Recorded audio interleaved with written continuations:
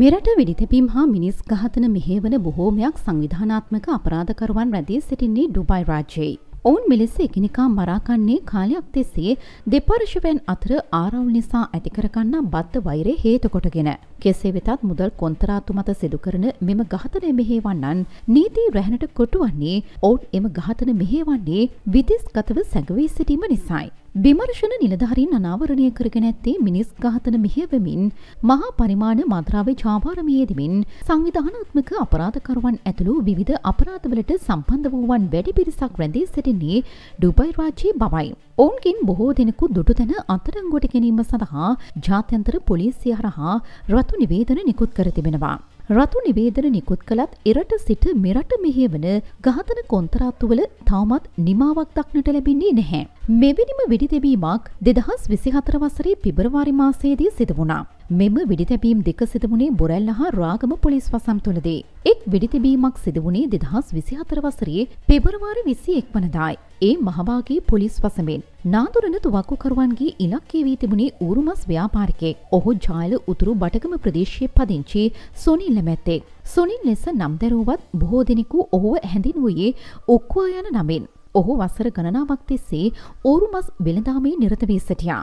ඔහුට අපරාධ සම්බන්ධයෙන් හෝ වෙනත් වැරදි සම්බන්ධයෙන් චෝදනා එල්ල වී තිබුණේ නැහැ. නමුත් ඔහුට මරණීය තර්ජන එල්ල වී තිබුණා. ඊට හේතු වුණේ ඔහු සංවිධානාත්මක අපරාධකරුවෙකු හා මත්ද්‍රව්‍ය ජාවාරම්කරුවෙකු වන වැල්ලේ සාරංගගේ ළඟම ඥාතියෙකු වන හේයින්. ඔක්කුව විවාහ වී සිටියේ සාරංගගේ නැගණියක් සමගින්. ඒ අනුව වැල්ලේ සාරංග යනු ඔක්කුවාගේ මස්සිනයි. කෙසේ වෙතත් සුනිල්ට ඇති මරණීය තර්ජන නිසා පොලිසි දෙකකින්ම ඔහුට උපදෙස් ලබා දී තිබුණා.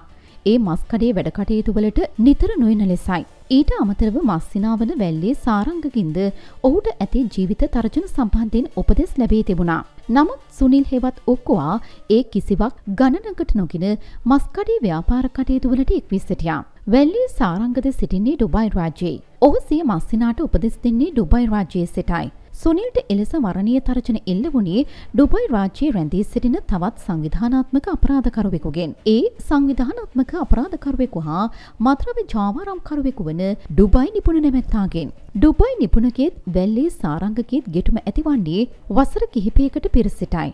වැල්ලේ සාරංග මෝදර රොක් හවුස් පටුමගේ පදිංචි වී සිටියා. ඔහු මෙරටට කීරොල කංජා රැගෙන එන ප්‍රධාන ජාවාරම්කරුවෙකු බවටයි පොලිසිය හඳුනාගෙන තිබුණේ. ඩුබයි නිපුණ තොටළඟ හා ඒ අවට සිය ආධිපත්‍ය පතුරවාගෙන ගෝලබාලීන් යොදවාගෙන මත්ද්‍රව්‍ය ජාවාරම සිදු කළා. නිපුණ හා සාරංග අතර ගැටුම් ඇතිවන්නේ මත්ද්‍රව්‍ය ජාවාරම හා කප්පම් ලබා ගැනීම මුල් කරගෙනයි. මේ නිසා දෙපාර්ශ්වයේම පිරිස් පහර කැම් කැපුම් කෙටුම් වලට හා වෙඩිතැබීම් වලට ලක් වුණා.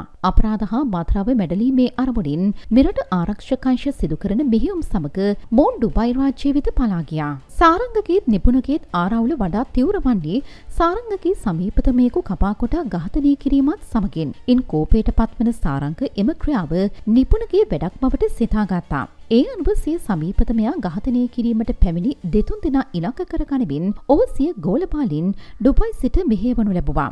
එහි ප්‍රතිඵලයක් ලෙස මාළුකඩේ කුමාරට වෙඩි ප්‍රහාරයක් එල්ල වුණා. දින 28ක් ජීවිතයත් මරණයත් අතර සටන් වදින ඔහු ඉන් අනතුරුව මිය ගියා.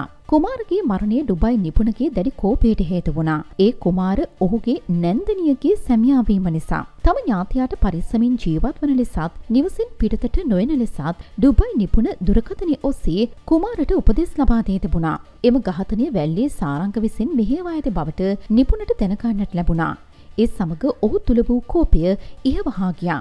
ඒ අනුව ඩුබයි නිපුණ වැල්ලේ සාරංග දුරකථනයෙන් අමතනු ලබනවා.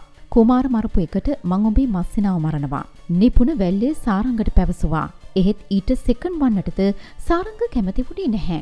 උඹ මගේ මස්සිනා මැරුවොත් මං උඹලගේ පහක් මරනවා. තර්ජනයට තර්ජනයක් එල්ල කරමින් සාරංගද ප්‍රකාශ කළා. දෙදෙනාකින් ඉස්සර වන්නේ කවුරුන්දයි දෙදෙනාම දැනගෙන සිටියේ නැහැ. දෙදෙනාට දෙදෙනා තර්ජනය කර සති මාස ගණන් ගෙවී ගියා.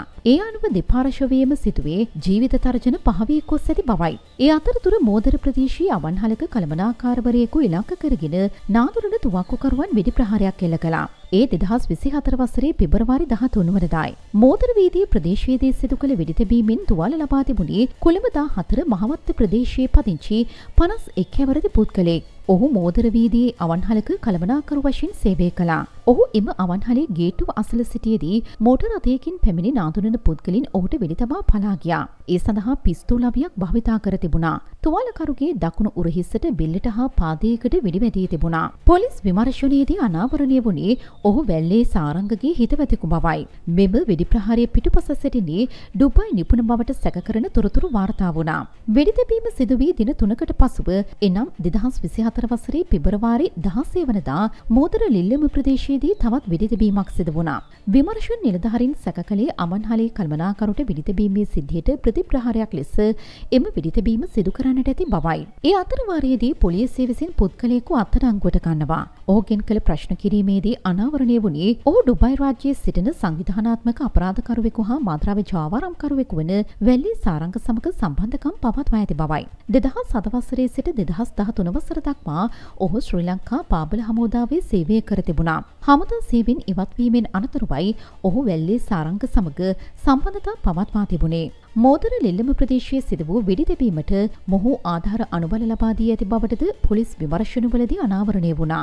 වෙඩි තැබීමට පෙර තුවක්කුකරු මෙන්ම ඊට යොදාගත් ගිනි අවියද තොටළඟ සිට මෝදර ලිල්ලම දක්වා රැගෙන ගොස් ඇත්තේ මෙම පුද්ගලයාට අයත් තිරෝධ රථයෙන්. වෙඩි තැබීමෙන් පසු වෙඩික්කරු හා ගිනි අවිය පැලියගොඩ දක්වා ප්‍රවාහනය කර ඇත්තේද ඔහු විසින්. ඒ ඔහුට අයත් තිරෝධ රථයෙන්. ඒ අනුව මෝදර වැල්ලේ වෙඩි තැබීම වැල්ලේ සාරංගගේ නියෝගය මත සිදු වූවක් බවට අනාවරණය වුණා. ලිල්ලමේ වෙඩි තැබීමත් සමග ඩුබායි නිපුණට යක්ෂයා ආරූඪ වුණා. මේ 2024 වසරේ පෙබරවාරි 20 වනදායි ඩුබායි නිපුණ යලිත් වැල්ලේ සාරංග දුරකථනයෙන් අමතනු ලැබුවා. මස්සිනාට සුදු කුඩි දාන්න ලෑස්තිවයන් ඩුබායි නිපුණ ප්‍රකාශ කළා. සාරංග වහාම මේ බව සිය මස්සිනාවෝ සුනිල්ට දැනුම් දුන්නා. එලෙස දැනුම් දී තිබුණත් සුනිල් හෙවත් ඔක්කුවා මස්කඩේ වැඩට පැමිණ තිබුණා. ඒ අතර වාරයේදී යතුරුපැදියකින් පැමිණි පුද්ගලයන් දෙදෙනෙකු සුනිල්ගේ මස්කඩේ ආසන්නයේ යතුරුපැදිය නතර කළා. මේ කිසිත් නොදත් සුනිල් කඩේ වැඩ කටයුතු කරමින් සිටියේදී තුවක්කුකරු හරියටම ඔහු ඉලක්ක කර වෙඩි තිබ්බා. වෙඩි වැදුණු සුනිල් බරපතල තුවාල සහිතව ඇතුළත් කෙරුණේ රාගම ශික්ෂණ රෝහලටයි. ඒ වන විටත් ඔහු ජීවිතක්ෂයට පත්වී තිබුණා. විනාඩි ගණනක් යන්නට මත්තෙන් මෙම වෙඩි තැබීම ඩුබායිහි සිටි සාරංග දැනගත්තා. මරා දමා තිබුණේ ඔහුගේ නැගණියගේ සැමියායි. පොලිසියද මෙම වෙඩි තැබීම සම්බන්ධයෙන් විමර්ශන ආරම්භ කළ අතර වෙඩි තබා පලා යන තුවක්කුකරුවන්ගේ රූප රාමුව CCTV කැමරා ඔස්සේ ලබා ගත්තා. විමර්ශනයේදී අනාවරණය වුණේ වැල්ලේ සාරංගගේ මස්සිනා මස් විලඳසලට පැමිණ සිටින බවට දුරකථනය ඔස්සේ ලබා දුන් ඔත්තුවකට අනුව තුවක්කුකරුවන් පැමිණ මෙම වෙඩි තැබීම සිදු කර තිබූ බවයි. වැල්ලේ සාරංගත් ඩුබායි නිපුණත් අතර බත්ත වෛරය තවමත් නිමා වී නැහැ. පොලිසිය වහා කළ යුතු ඇත්තේ විදේශ රටවල සැඟවී සිටමින් මෙරට පාතාල ක්‍රියාකාරකම් සිදු කරන මහා පරිමාණ සංවිධානාත්මක අපරාධකරුවන් හා මත්ද්‍රව්‍ය ජාවාරම්කරුවන් නීතිය රැහැනට කොටු කර ගැනීම සඳහා අවශ්‍ය කටයුතු සම්පාදනය කිරීමයි.